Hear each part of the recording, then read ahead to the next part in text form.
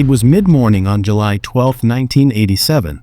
In one of London's most exclusive postal codes, two well-dressed men entered the vault of the Knightsbridge Safe Deposit Center in Cheval Place, posing as clients, renting a safety deposit box. Moments later, handguns appeared, security staff were subdued, and the door was closed with a neat closed sign. Upstairs, owners of the vaults walked in an hour later to discover that hundreds of boxes had been ransacked, and that somewhere in the quiet splendor of London's luxury extraction, an almost unimaginable haul had vanished. In the weeks that followed, suspicion fell not merely on robbers, but on the man meant to safeguard the vaults, the managing director whose debts and vices made him the weak link. Was this Britain's greatest heist, or the perfect inside job? What really happened in that vault? And why does this crime still resonate decades later? The Knightsbridge Safe Deposit Center was a discreet, high-end facility tucked in a refined London neighborhood. Its clientele, wealthy individuals, celebrities, international business people, and anyone who trusted their most valuable possessions, jewelry, cash, foreign currency, to a place marketed as secure. The center's public face was polished, the entrance quiet and nondescript, lined with steel vaults behind thick doors.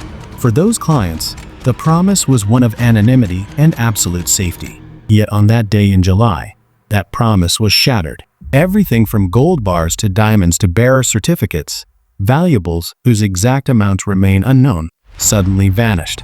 But perhaps the greatest victim was not money. It was trust. Because when a vault is breached not by brute force, but by betrayal from within, the damage ripples far beyond the stolen property. Italian career criminal Valerio Viccei arrived in London in 1986 from Italy, already wanted for a string of armed robberies. He was intelligent, charming, and extravagant, a man who lived for risk. His reputation followed him. At the same time, the managing director of the vault, Parvez Latif, struggled with heavy cocaine use and enormous debt. His lifestyle was collapsing, his credibility fading. And into that vulnerability stepped Viccei, a man who saw opportunity in weakness. Together, they would plan what became one of Britain's most audacious robberies. On the morning of July 12, 1987, two men entered the Knightsbridge Safe Deposit Center posing as potential clients. They were dressed sharply and spoke politely as they asked to rent a box. The security staff, seeing nothing unusual, escorted them into the vault. Once inside, the men drew guns and ordered the guards to lie face down. Within minutes, more accomplices entered through the main door, carrying tools and bags. A simple closed sign was hung at the entrance to keep customers away. Inside the vault, box after box was forced open.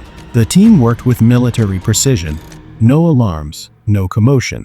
They spent nearly 2 hours undisturbed, collecting jewelry, gold, and cash estimated to be worth £60 million, or around $100 million at the time. When the next shift of employees arrived, they found the vault in chaos.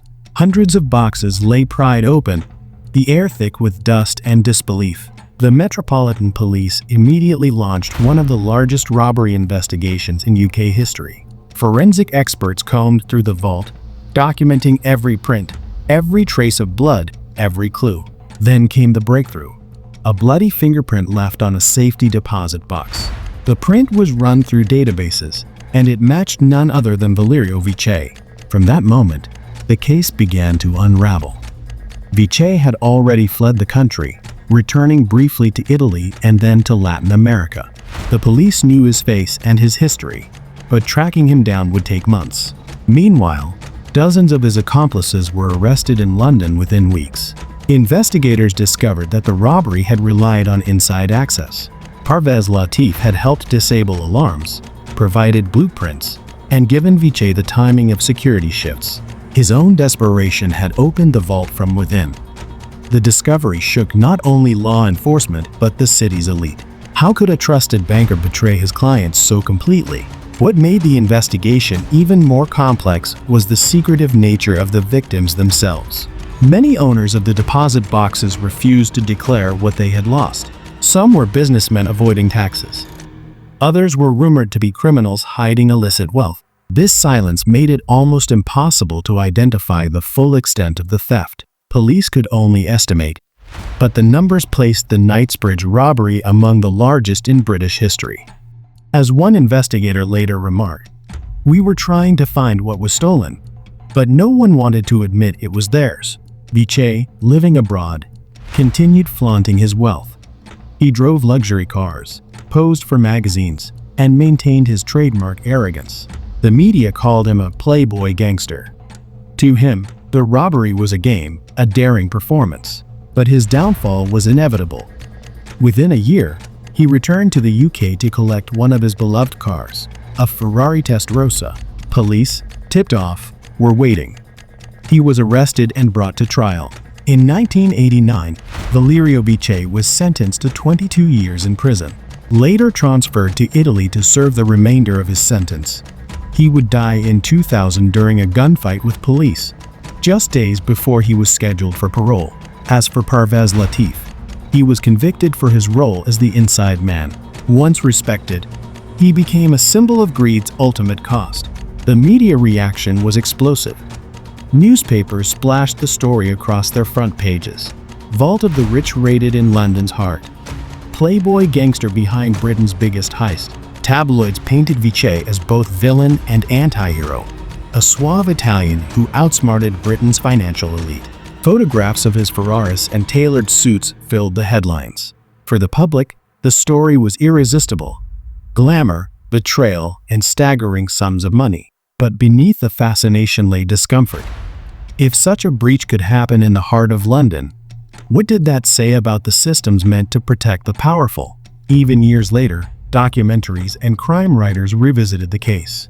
The Knightsbridge robbery became shorthand for high-stakes deception, an elegant crime with an ugly truth at its core. Still, much remains unanswered. No one knows the true value of what was stolen. Many victims stayed silent, leaving investigators to guess. Only a fraction of the loot was ever recovered. The rest vanished into the black market. Were there more insiders involved? Employees? Perhaps even financiers who turned a blind eye? The official records name a handful of accomplices, but rumors persist that others walked free. And what of Viccei's connections? Some reports suggested links to European crime families, laundering operations, even corrupt officials. None were ever confirmed. The deeper question is philosophical. Can true security ever exist where trust can be bought and sold? Today, the Knightsbridge Safe Deposit Center no longer exists in its original form. Its reputation was destroyed.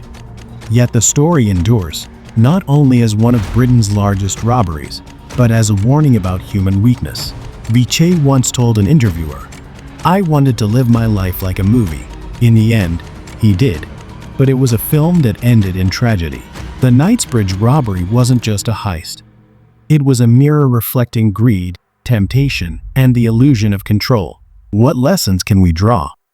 Perhaps that the most dangerous vaults aren't made of steel, they're made of secrets. Perhaps that wealth attracts not just envy, but risk. And perhaps that the people who guard our treasures may be the ones who covet them most. When we think of the world's greatest robberies, it's easy to focus on numbers. £60 million, $100 million. But behind those numbers are stories of arrogance, of trust broken, and of the thin line separating respectability from ruin. The Knightsbridge heist stands as a reminder that even the safest door can be opened, if the key lies in human hands.